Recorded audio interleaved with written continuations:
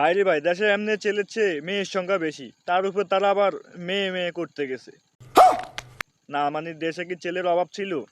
তোরা কেন মেয়ে মেয়ে করতে গেলি? না মানে বন্ধুত্ব বন্ধুত্ব।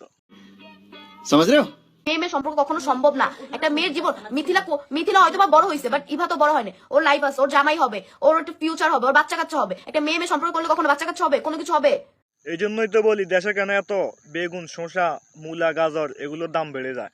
না মানে এরা মেয়ে মেয়ে করে, এখন তো তাদের মনে করেন মেশিন নাই, তারা কিভাবে করবে? যার কারণে তারা শসা বেগুন ব্যবহার করে, এই কারণে আর কি দাম বেড়ে যায়। এতদিন পরে বুঝতে পারলাম বিষয়টা। অর্ধেক কয় যে আমি লেসবিয়ান। হ্যাঁ, আমি ভিডিও কাদের সাথে করছি?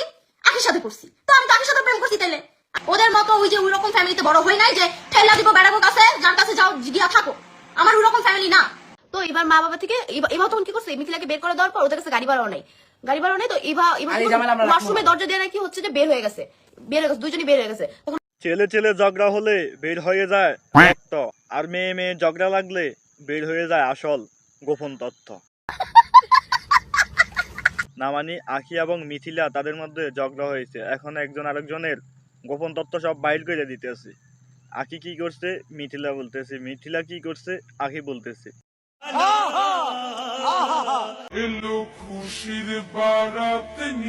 বাইরে ভাই এতদিন জানতাম জান্নাত তো শুধু 3 মিনিট 21 সেকেন্ড চাঁটাচাটি করছে, যার কারণে মানুষ তাদেরকে খারাপ বলতেছে। এখন দেখতেছি তারা নিয়মিত উলাদুলা টানতেছে, সাথে আখি সহ, যার কারণে রাজা মনে হয় তাকে ছেড়ে দিয়েছে। না মানে সবাই ভদ্র শুধুমাত্র ধরা খাওয়ার আগ পর্যন্ত। এখন বের হলো এদের আসল কাহিনী।